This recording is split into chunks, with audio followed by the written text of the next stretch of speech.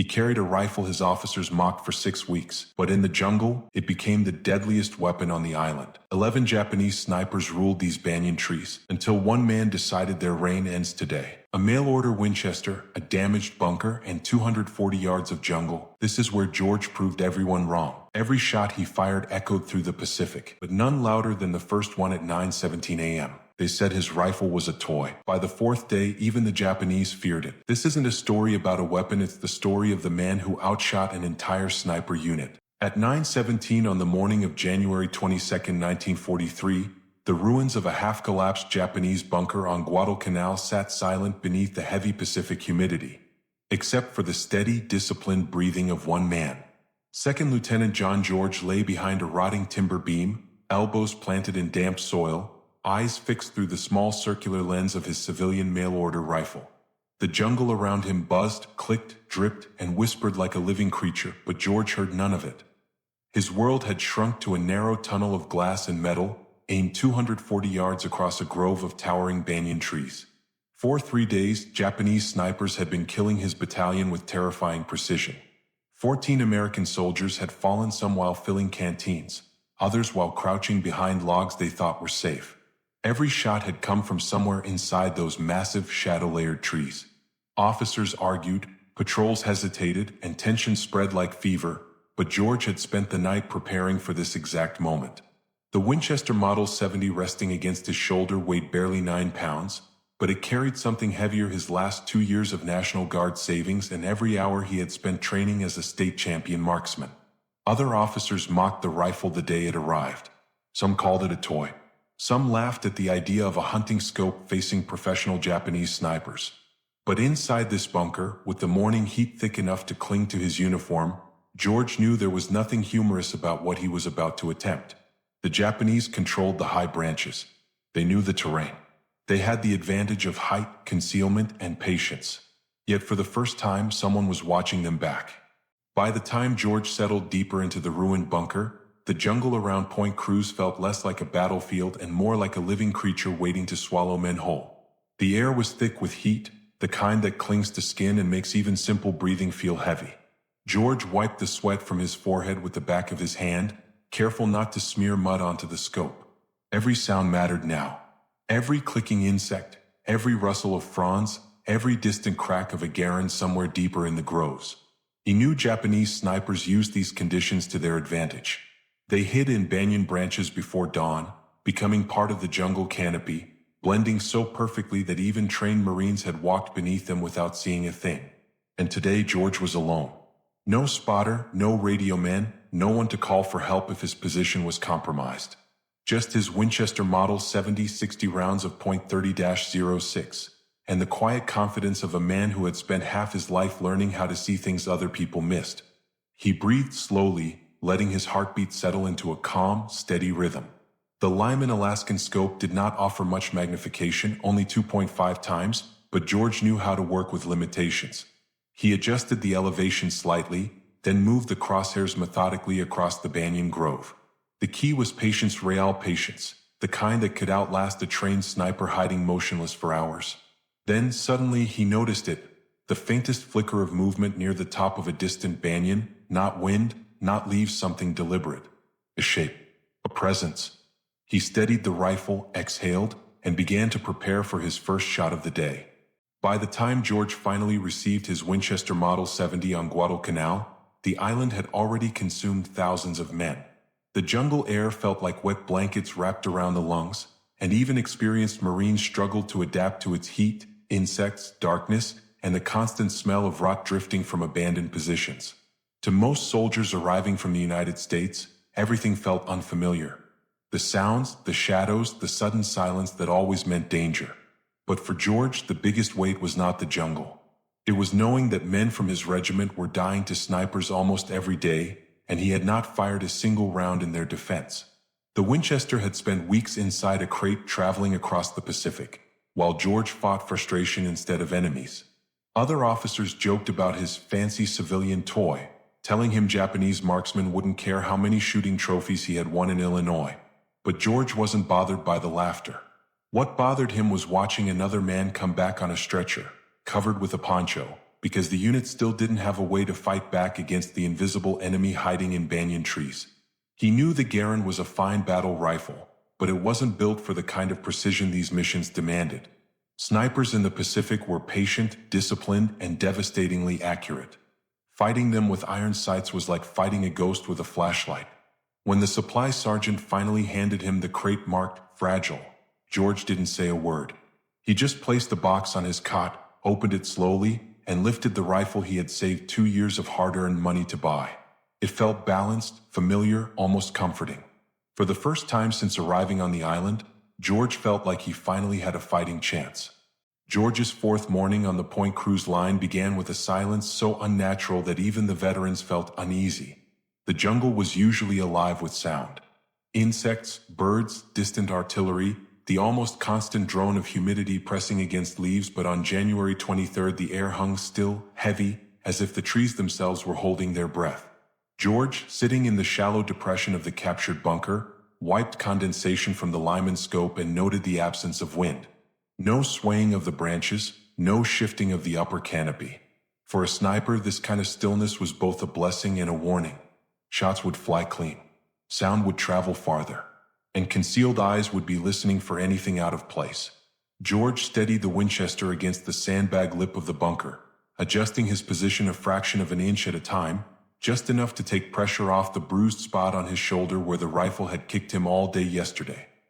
He scanned the great banyan trees again slowly, methodically left to right, top to bottom, every branch, every dark crease, every patch of shadow that might hide a man with a Type 99 rifle pointed back at him.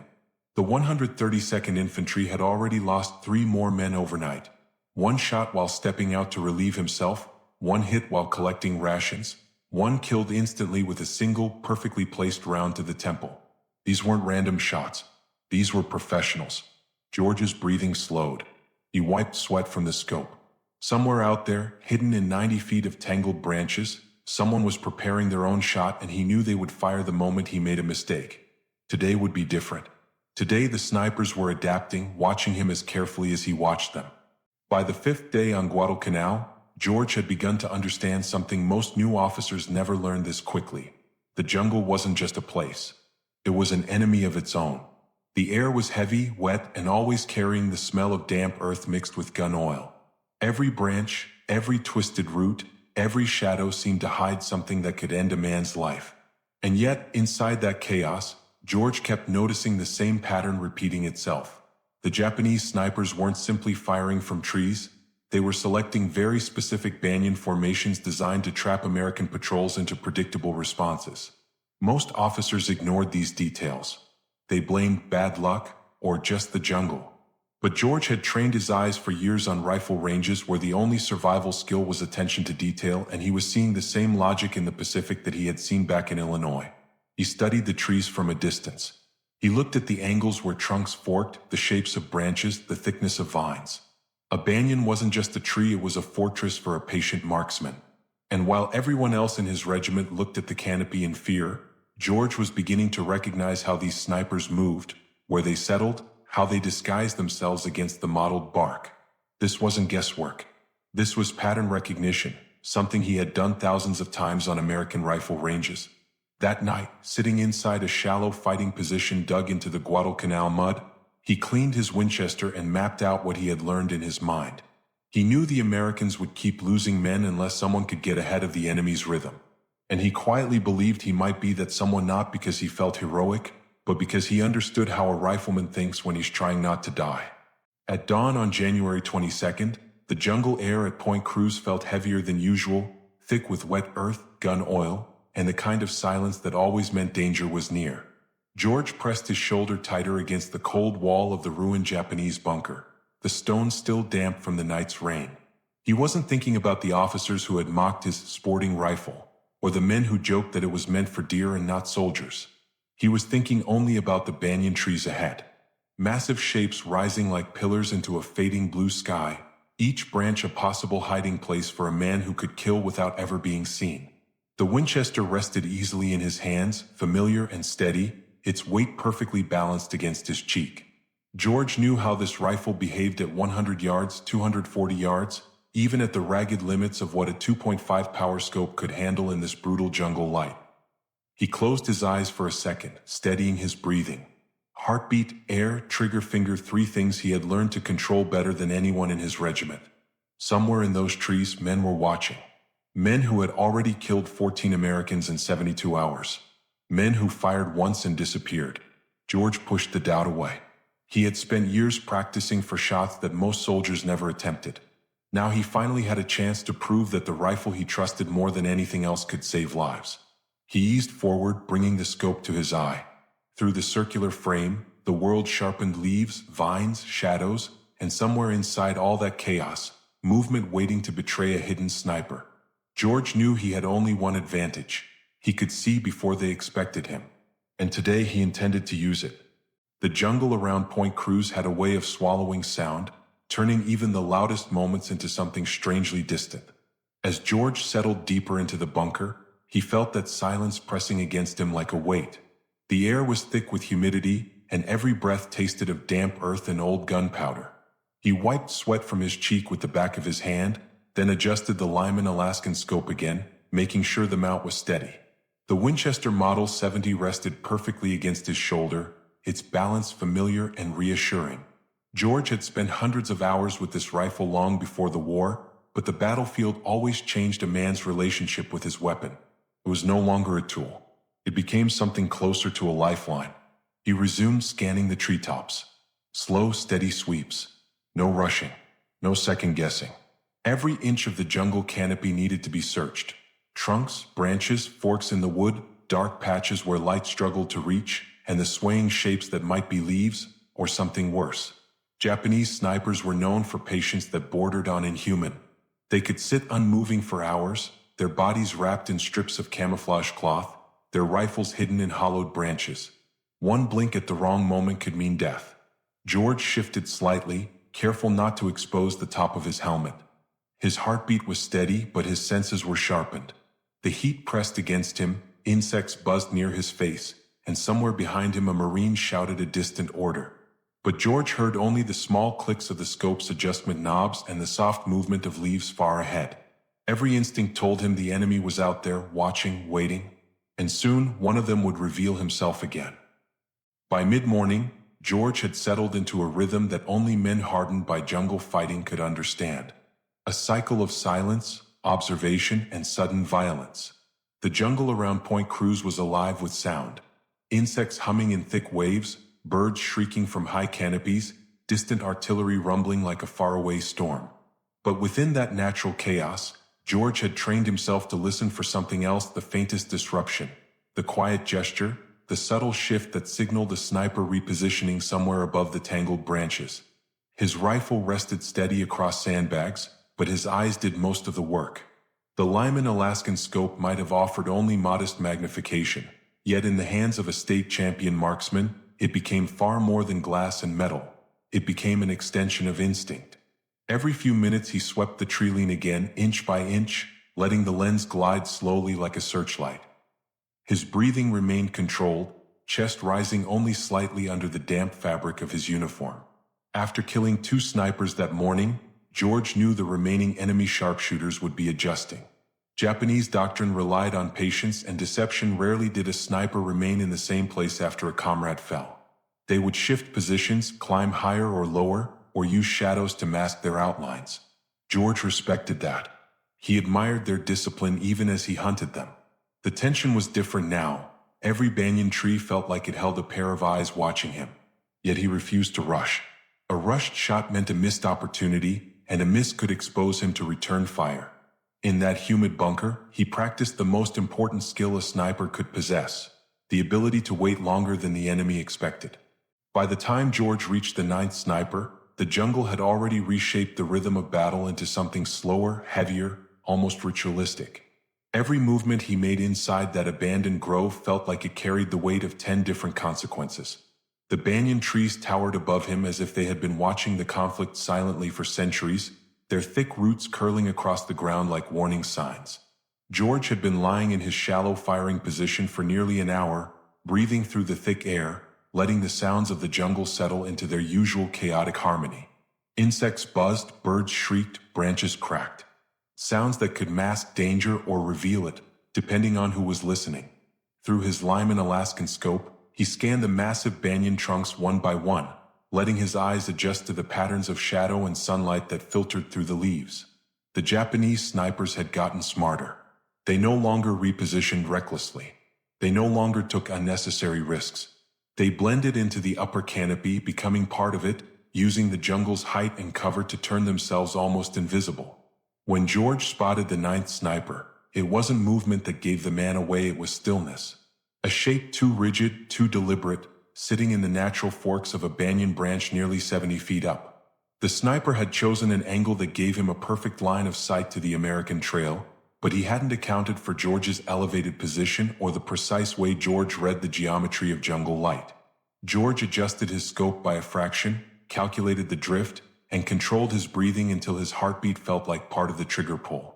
When he finally fired, the sound cracked across the grove like a lightning strike. The sniper tumbled through the branches, disappearing into the dense undergrowth below. George worked the bolt automatically, exhaling a breath he hadn't realized he'd been holding. The duel continued.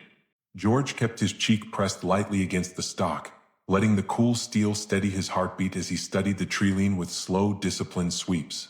The morning sun filtered through the jungle canopy in thin golden blades that made every shadow shift and tremble.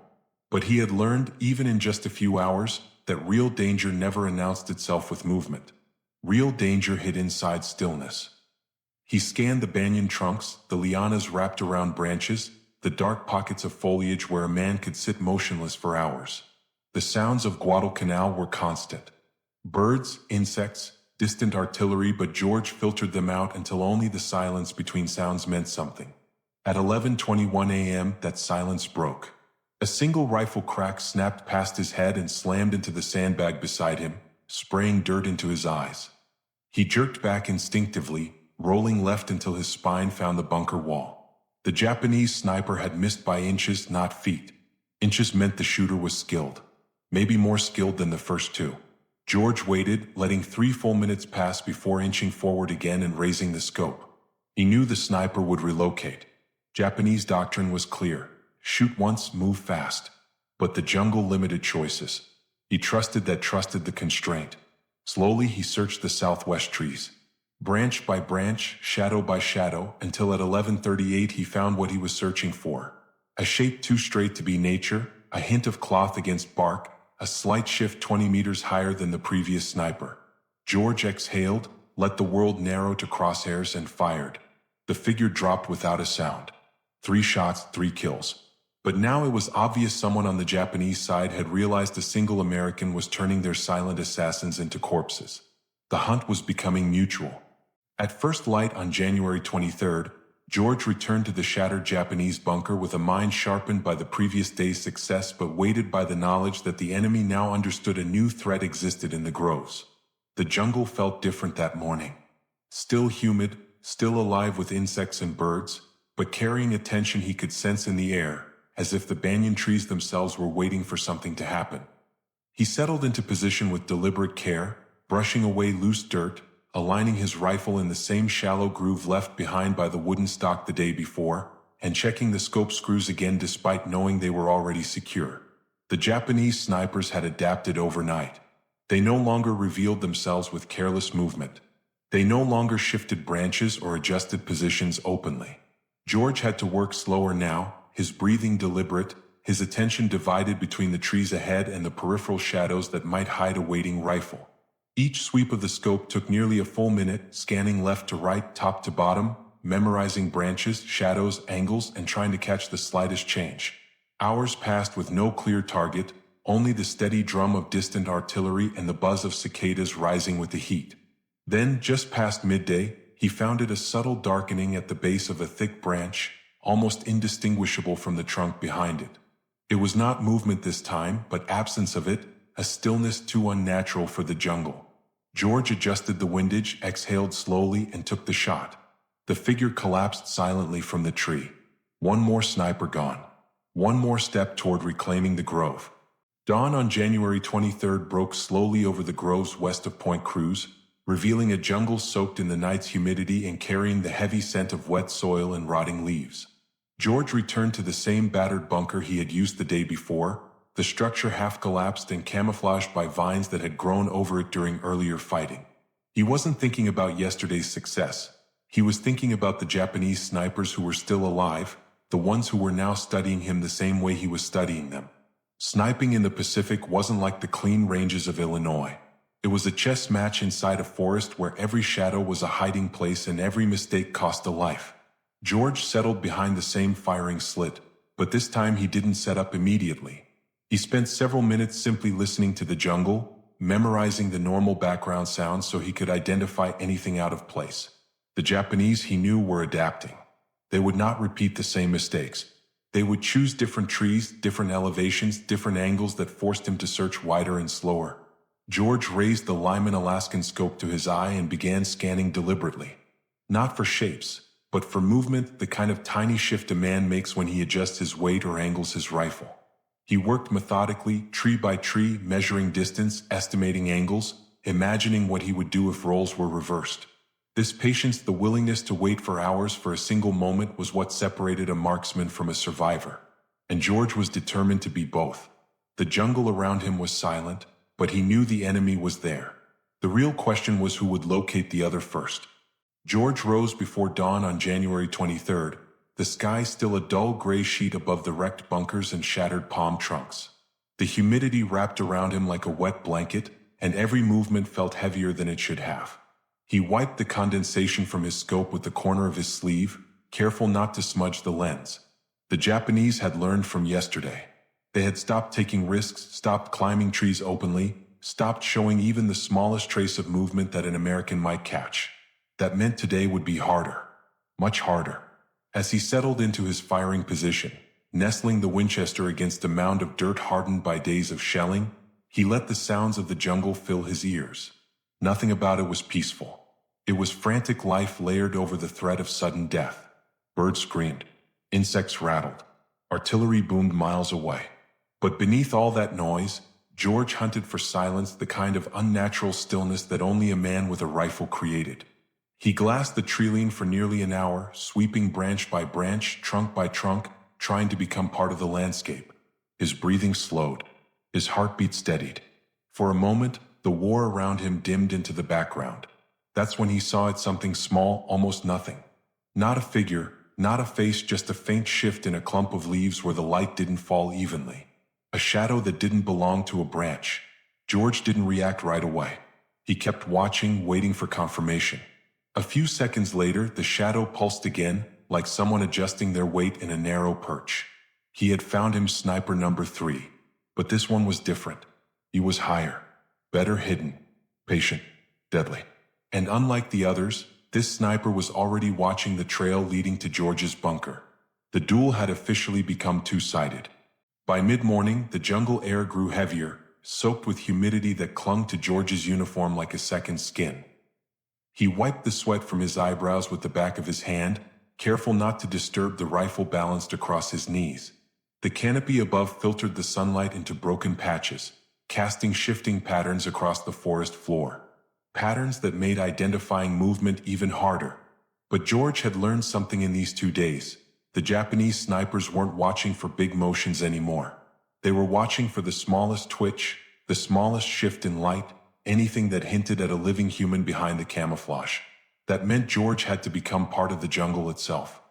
He slowed his breathing, relaxed his shoulders, and let the sounds of the forest blend into a steady rhythm. Every insect, every creak of a branch, every rustle of leaves became part of a mental map he held in his head. If anything broke that rhythm, he would know immediately. A few yards ahead, a pair of parrots fluttered from a low branch, startled by something George couldn't see. He froze, his finger resting lightly on the trigger guard. Parrots didn't move without reason, not in a combat zone. He shifted the rifle and glassed the area where the birds had taken flight. Nothing. No figure, no weapon glint, no climbing motion. But instinct told him not to dismiss it. He gently adjusted his scope to cover a wider angle and scanned again. The banyan trees were enormous, their vines tangled into impossible shapes. A man could hide among them for hours without being seen. George leaned in, studying a shadow that looked just a little too dense, a little too still. Something was there, he just wasn't sure if it was human yet. But he knew one thing for certain. The forest around him was beginning to react, and something was watching him back. 15 minutes after the firefight around the bunker ended, George finally had a moment to breathe, though even breathing felt like a risk. The jungle never gave silence as a comfort, it gave silence as a warning. The rain-wet leaves around him still dripped, each drop sounding sharper than it should, each sound forcing him to check the trees again. In the past 4 days, he had learned the truth every veteran already knew. The Japanese snipers were not simply shooters with skill, they were ghosts who understood the jungle better than any American. They did not rush, they did not panic, and they never revealed themselves twice. That was why every shot George took had to be perfect. He could miss once. They would not. He wiped the mud from his scope with the edge of his sleeve, not caring that the cloth was soaked. The Lyman Alaskan was older than many of the rifles issued to other battalions, yet it was clearer than anything in the Army's supply chain. Its simplicity was its strength, no fogging, no delicate adjustments, just reliable glass built by a generation that believed in craftsmanship. As he steadied his breathing, he thought about the irony. The Army had mocked this weapon, called it a toy, a hunting piece, something that belonged on a deer stand. But here, in this stretch of wet, hostile jungle, it was the only reason a dozen families would not be receiving casualty letters.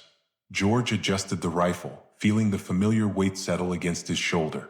He knew the Japanese weren't retreating. They were repositioning. Somewhere above the dripping vines and banyan limbs, another trained pair of eyes was already watching him. The duel was far from over. George pushed deeper into the jungle that afternoon, moving with the slow, deliberate rhythm he had learned from 3 days of sniper hunting. Every step mattered now. The ground was slick with rotting leaves, and the thick smell of wet earth clung to the air like a warning. He paused behind a fallen log, listening. Not for voices, not for gunfire, but for the small, unnatural sounds that only trained hunters made. The Japanese survivors were out there. Somewhere ahead, moving with the same patience and discipline he used. That was what made this moment different. He was no longer the only hunter. He was part of a quiet, lethal circle in which one mistake meant the end. He studied the angles of the terrain as he moved. A slope here, a cluster of palms there, the faint outlines of banyan roots weaving across the earth. Perfect sniper hides, perfect ambush points, perfect places to vanish. The jungle had turned into a chessboard, each tree a piece, each shadow a possible attack. George lifted his Winchester and used the scope not to aim, but to see, scanning branches, checking low ground, watching for the tiniest break in the pattern. The Lyman Alaskan wasn't designed for fast scanning, but he made it work. Slow, steady sweeps. No sudden movements. When he reached a narrow ridge, he dropped to one knee and studied the grove below. Something was wrong. The silence was too clean. No birds. No insects. A jungle without noise meant only one thing: humans hiding somewhere nearby. George shifted behind a boulder and steadied his breathing. He didn't know if he was seconds early or seconds too late. But he knew one thing with complete certainty: whoever was left on the Japanese side had been watching him longer than he had been watching them.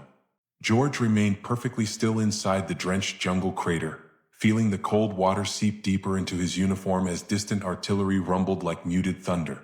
Every instinct in his body screamed for him to move, to crawl out, to run towards safer ground. But instinct didn't win sniper duels. Patience did. Above him, the banyan canopy filtered the sunlight into green fragments that danced over the surface of the pool, masking subtle movements and giving him just enough shadow to remain invisible. He steadied his breathing, counting each inhale as if it were part of a drill at Camp Perry. The jungle around him never truly fell silent. Insects droned, birds shrieked, and somewhere far away, a Marine machine gun crew fired a short burst, but George had learned how to separate noise from threat. Water clung to his eyelashes, blurring his view for seconds at a time. He blinked slowly, refusing to risk a sudden movement that might catch the eye of the 11th sniper, the last and toughest of them all. He replayed the pattern of the earlier engagements in his mind. The positioning, the angles, the typical distances, the way Japanese snipers preferred higher perches but occasionally used the ground as deception. This last man, whoever he was, understood those patterns too, and that made him deadly. George shifted the Winchester's buttstock just an inch against the mud, careful not to disturb the surface tension of the water. He needed a new angle, a fresh way to locate the enemy without exposing himself. In this fractured silence, he knew one truth: the sniper who made the next mistake would die. And George was determined that mistake would not be his. At first light on January 24th, the jungle felt strangely hollow, as if even the insects were waiting for something to unfold. George lay inside the rock cluster he had chosen during the night, a position raised just enough to give him a clean angle into the groves without exposing his silhouette. The rain had washed away most tracks, but it had also given every leaf a shine that made reflections unpredictable through the scope. He wiped the lens with a strip of cloth tied to his sleeve, carefully so he wouldn't shift his outline. By now he knew the enemy's rhythm, how Japanese snipers used the banyan crowns like natural fortresses, how they climbed before dawn and froze into stillness for hours without twitching a muscle. But today felt different. More deliberate, more controlled, as if the remaining snipers understood that this man with the civilian rifle was not simply another American officer, but the one who had turned the trees into graves for their comrades. He scanned slowly, dividing each tree into quadrants and checking shadows rather than branches. The banyans were deceptive. They hid men not in obvious forks, but behind layered curtains of vines. George paused on a tree about 300 yards out. Something about the weight of a branch felt wrong, too stiff, too intentional. He turned the elevation knob one click, settled his breathing, and held still. Then it happened. The faintest compression in the foliage, followed by the subtle shift of a rifle barrel blending into the bark. It was not movement that gave the sniper away, it was the stillness, the absolute unnatural stillness in a living jungle that never stopped breathing. George placed his crosshairs on the mass where a shoulder should be, exhaled halfway, and prepared to fire, knowing this next shot might draw out the last and deadliest of the hidden hunters. The jungle around Point Cruz had a way of shrinking time, of turning minutes into hours and hours into something unrecognizable. By the morning after the mortar attack that destroyed his original bunker, George felt the weight of 3 days stack on his shoulders like a second rucksack. He hadn't slept more than a few scattered minutes, his senses running hot, trained on every rustle of foliage and every flicker of movement in the canopy. Yet fatigue never once dulled his focus. If anything, it sharpened it. The jungle demanded that from him. He knew that the remaining snipers, whoever they were, wherever they hid, had now reached a level of caution and discipline far beyond the earlier ones he had killed. These weren't just soldiers. These were the hunters who had survived long enough to become ghosts. The kind who knew how to blend into a tree's silhouette, how to freeze their breathing with the wind, how to track a man by the pressure of broken leaves, or how to bury themselves within a lattice of fronds so tight that even binoculars couldn't separate them from the shadows. George studied the groves with a new kind of patience. He understood that the next engagements wouldn't play out like the earlier ones: quick movements, clear silhouettes, decisive shots. The jungle had changed tempo. The snipers remaining were thinkers, planners, men who made calculations before pulling a trigger. They had watched their comrades die. They would adapt. His advantage now wasn't his marksmanship alone, but his ability to think like them. To predict how a patient, experienced sniper would reposition after witnessing 10 of his unit fall in 2 days. As he settled deeper into his new firing position, George exhaled slowly. The hunt wasn't over. It was entering its most dangerous chapter. By the start of February, George's sniper section was no longer just a small experiment.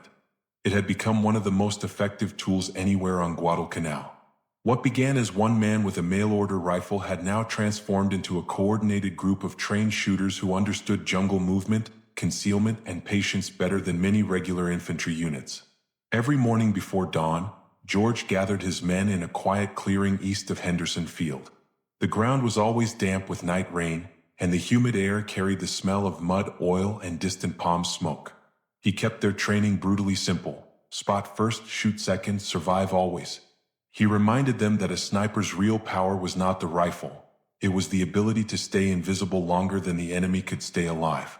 On one February morning, George watched his teams practice using broken tree stumps as rest points, simulating real combat firing positions. He pushed them through shooting drills where the target appeared for only 2 seconds because in the jungle, 2 seconds was often the difference between living and dying. He made them fire at targets partially hidden behind vines, low branches, or shadows.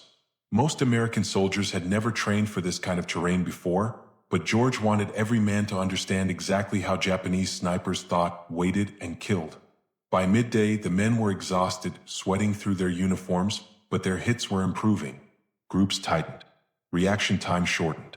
Even Hayes, usually quiet and self-contained, admitted George's methods were unlike anything he had seen in the army. The more George trained them, the more he realized something important. If 20 men could learn these skills in a week, then the American army had been underestimating the power of a small, well-trained sniper force for far too long. By the time George repositioned himself along the eastern treeline that afternoon, the jungle had shifted into that strange, heavy silence that always came before evening rain.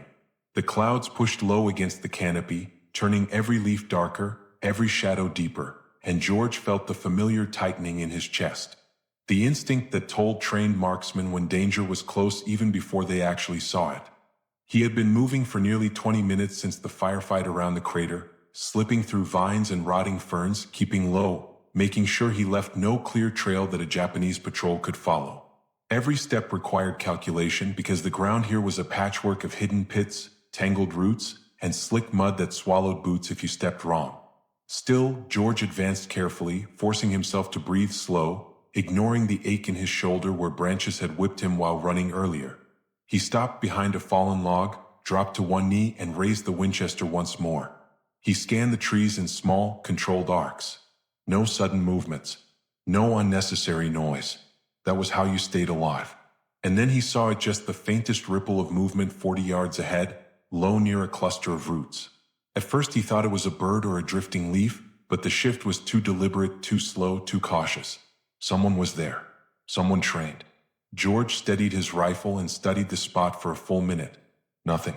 Another minute. Still nothing. But his instincts, the same instincts sharpened by 3 days of killing snipers, told him this was no ordinary soldier. This was someone waiting, watching, calculating the same way he was. And the realization hit him with cold certainty. The last sniper might be closer than he'd ever expected. George's world had narrowed into a brutal rhythm. Watch, breathe, decide, shoot, relocate, survive. By the time the sun dipped behind the western treeline that evening, the jungle around Point Cruz had turned into a vast maze of silhouettes, shadows, and shifting danger. The banyan groves no longer felt like simple trees. They were towers of death, each branch a potential firing position, each fallen leaf a warning. George crouched behind a mound of tangled roots, sweat dripping down his temples, the Winchester steady against his shoulder. After killing multiple snipers in 2 days, he understood something deeper. This fight was no longer about protecting a battalion or proving that his mail-order rifle could outperform military-issued weapons. It had become an intensely personal duel, a test of will and skill between men who hunted with silence, discipline, and patience sharper than any blade. He could still feel the aftershocks of the Japanese mortar barrage from earlier. The explosions had rattled his bones and turned his bunker into dust. That attack wasn't random, it was a message. We know you're here and we're coming for you. Any other soldier might have fallen back, regrouped, or waited for reinforcements. But George understood the psychology of snipers. If he retreated now, the enemy would reclaim the trees by morning and the killing of American soldiers would resume. If he held the line alone, just one man with one rifle, he could keep those trees contested. The jungle was quiet again, too quiet for comfort. George scanned the treetops, moving slow, deliberate arcs with his scope. There was no activity, no silhouettes, no shifting branches. But his instincts screamed that someone was close. And George had learned to trust those instincts.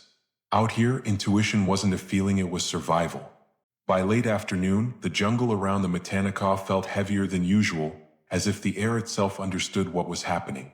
George had been hunting snipers for 3 days, but by now, the hunt had evolved into something closer to a quiet duel between experts. He moved slowly through the undergrowth, every step deliberate, every pause intentional. The ground was damp beneath his boots, marked by rotting leaves and old shell craters from earlier battles. The sun was dropping behind the treeline, turning the light orange, which made shadows longer and more deceptive. This was the most dangerous hour of the day. Shapes blended. Sounds bounced. A single mistake could pull a man into the darkness forever. George found a new position beside a fallen tree where the roots were torn open like a ripped cage. It gave him partial cover, but more importantly, it gave him a clear line of sight toward a cluster of banyan trees that intelligence had marked as highly active sniper territory. He rested the Winchester on a firm root, adjusted the sling for stability, and allowed his heartbeat to settle into a slow rhythm. In these moments, George didn't feel like a soldier. He felt like a craftsman preparing his tools. Each motion steady, controlled, almost peaceful. He breathed through his nose, observing the tree canopy, waiting for the smallest movement. Minutes passed. Sweat moved along his spine. A bird cried sharply in the distance, then fell silent, a detail most men wouldn't notice. But George understood jungle language now. Silence was information. Silence meant something changed. He scanned again, slower this time, letting his eyes relax, searching not for a shape but for something that felt out of place. And then he saw it, a branch easing upward, not downward, as if something above had just shifted weight. A mistake. A human mistake. The kind that only lasted a second, and that was all George ever needed. George woke before dawn on February 7th, long before the camp around him began to stir. What little sleep he had gotten felt thin and fragile, but the exhaustion no longer registered as sharply as it had in the first days of the campaign. His body had adapted to the rhythm of jungle warfare. Short bursts of rest, long stretches of tension, and the constant awareness that an unseen enemy could appear at any distance, from any angle, without warning. The rain had eased during the night, leaving behind a heavy mist that clung to the trees and pooled in the low ground like ghostly smoke. He checked his rifle again, a ritual he could perform even half asleep. Finger along the bolt, slight pressure on the safety, a glance at the scope mounts, a tug on the sling. The Winchester had become less a tool and more an extension of his senses. Every scrape, every hint of stiffness in the bolt handle, every bit of moisture inside the trigger guard told him something about the hours to come. The battalion had planned a slow push west along the Tenambogo River, clearing pockets of Japanese infantry still covering the evacuation routes. George had no illusions these men were not as disciplined or deadly as the trained snipers near Point Cruz, but they were desperate, cornered, and willing to fight until the last cartridge. That made them unpredictable. George partnered once again with Hayes, who checked his own gear with the same silent professionalism. They moved into the treeline just as the sun began to rise, casting thin bars of reddish light through the tangled branches overhead. The jungle was still wet, leaves dripping steadily from the rain. Every step felt loud in the early quiet, and every sound made George instinctively check the scope, scan the shadows, and study the ground for signs of movement. Even without snipers in the trees, the shapes and angles of the Pacific forest played tricks on the eyes. But George had long since learned to trust not the scene, but the subtle inconsistencies inside it, the one branch bent against gravity, the one patch of shadow that didn't match the others, the one glint of metal that betrayed a rifle barrel tucked behind foliage. And he sensed, even before the first shot of the morning, that something was waiting for them deeper inside the brush. By late afternoon, George's sniper section had pushed deeper into the thickets west of the river, moving with the slow, patient rhythm they had practiced for days.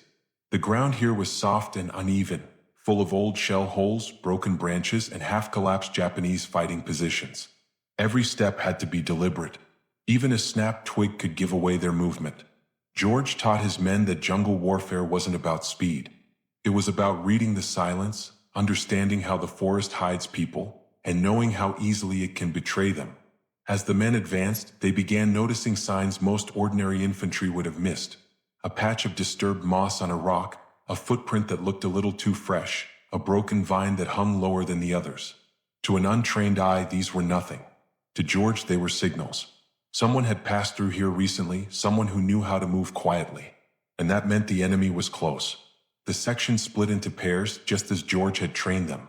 Each pair watched the other from overlapping angles while advancing no more than 5 yards at a time.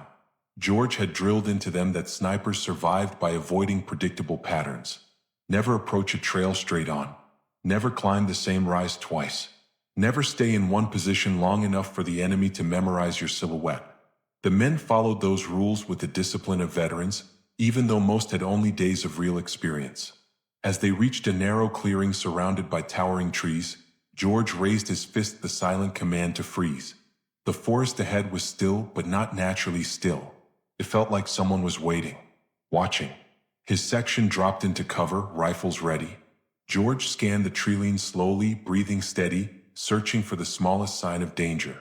The day wasn't over yet, and the jungle had one more challenge waiting. By the time the marauders pushed deeper into northern Burma, George had begun to understand that this campaign was nothing like Guadalcanal. The jungles here were thicker, darker, and far more oppressive. So dense in places that sunlight barely reached the ground. Every sound carried differently. Footsteps were swallowed by the mud, whispered orders vanished between bamboo clusters, and even rifle fire echoed in unpredictable ways. George realized quickly that long-range marksmanship in these conditions demanded a different mindset. Visibility could shrink to 20 yards without warning. Streams and rivers carved unpredictable paths, and rainstorms turned trails into rivers within minutes. The jungle itself seemed to resist the American advance, as if siding with the Japanese defenders who knew every ridge, every ravine, every hidden footpath. Even so, George adapted. He learned to read the terrain not by what he could see, but by what he could sense: air currents shifting through the leaves, sudden silences in the canopy, or the faintest sway of a branch. His sniper training transformed into something more primal, a combination of instinct, patience, and raw experience. And although the Winchester Model 70 had proven itself on Guadalcanal, he realized Burma demanded a different rhythm of fighting: brief engagements, rapid movements, and careful avoidance of ambushes. Still, whenever the situation opened up enough for a long-distance shot, George became the same calm, analytical rifleman he had been on the range. In those moments, everything else, the heat, the insects, the exhaustion, would vanish, leaving only the target, the trigger, and the unbroken silence that followed a single, perfectly placed shot. By late afternoon, the jungle felt tighter than ever. Like the trees themselves were leaning in to listen. George adjusted his position behind a cluster of gnarled roots, his uniform still stiff with dried mud, every movement calculated and silent. The day's humidity clung to him in layers, making the air heavy with the smell of wet earth and crushed leaves. What kept him focused wasn't adrenaline anymore, it was routine, the quiet discipline a sniper develops after days of staring through glass and shadows. Every sound mattered. Every flicker of movement meant life or death. He slowly swept the treeline with his scope, scanning through the scattered beams of fading sunlight breaking through the canopy. Hours earlier, he had killed 2 Japanese soldiers who thought they had cornered him. Now he suspected there were more men who had heard the shots, men who moved with patient intent. The jungle was never silent, but there were moments when it felt like the world held its breath. This was one of them. Then he caught the first sign: an unnatural stillness about 30 yards to his right. Not movement, not noise, just stillness. A shape too rigid for nature. George steadied his breathing and adjusted his scope another fraction. A helmet rim, barely visible under a web of branches and vines. The Japanese soldier wasn't looking at George. He was watching the trail, waiting for the American who never came. George knew he had seconds to decide. Firing would reveal yet another position. Waiting might let the enemy close the gap. He remembered all 11 snipers he had already faced, each more cautious than the last. He let the crosshairs settle gently on the hidden silhouette, exhaled through his nose, and prepared for the shot that would once again shift the balance of this silent war. George had learned many lessons in those weeks of relentless combat, but none stood out more sharply than the truth he discovered on that quiet morning in Burma. Survival belonged not to the strongest soldier, nor to the one with the loudest weapon, but to the one who understood the terrain, respected his enemies, and remained humble before the jungle itself. By the time his unit reached the outskirts of Mayakina, he had watched the rainforest swallow entire platoons, erase footprints within minutes, and turn confident men into exhausted shadows of themselves. George knew his rifle could not save him if his judgment failed. The jungle punished arrogance swiftly. Each decision he made was rooted in patience. Pausing before cresting a hill, stopping to listen before stepping past a clearing, checking the trees twice before lowering his rifle. His experience at Point Cruz had taught him to read patterns. The shift of a branch, the unnatural stillness of small birds, the subtle bend of a leaf that indicated human movement. In Burma, these skills became his compass. And though the engagements were rare, each shot he took mattered.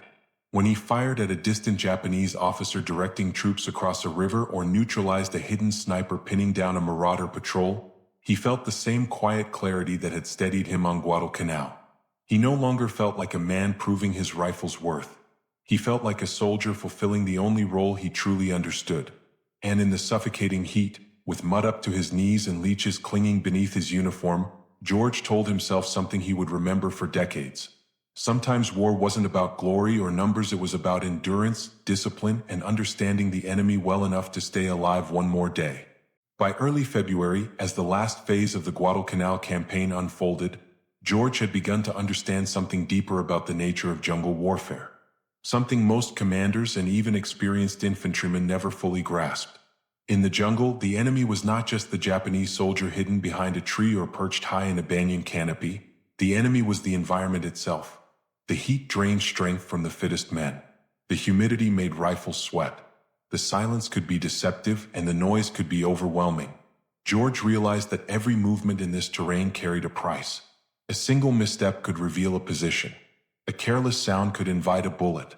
Even a brief hesitation could mean the difference between living long enough to take the next shot or dying without firing one. It was here, in this unforgiving place, that George refined a survival instinct that would follow him for the rest of his military career, an instinct built not on aggression, but on patience. He watched how shadows behaved at different hours of the day, how the wind carried sound across dense foliage, how the sunlight filtered unevenly through the upper leaves, creating pockets of brightness that could expose a sniper without warning. He learned to time his breaths with the movements of the forest, to remain perfectly still during moments of sudden silence, and to shift only when the environment shifted with him. These observations, combined with the razor-sharp precision he had cultivated as a competitive marksman, made him something far more dangerous than a soldier holding a rifle. He became a hunter perfectly adapted to the jungle's rhythm.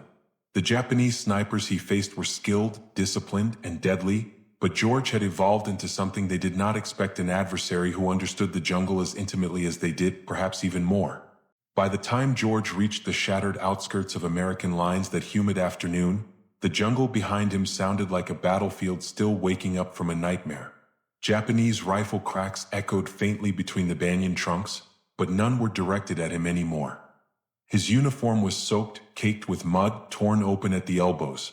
His boots left a trail of dark water across the sandbags as he stepped back into friendly territory. And yet, despite the exhaustion pressing into every joint, there was a stillness in his expression. A calm earned only by men who have survived the kind of hours that change a person forever.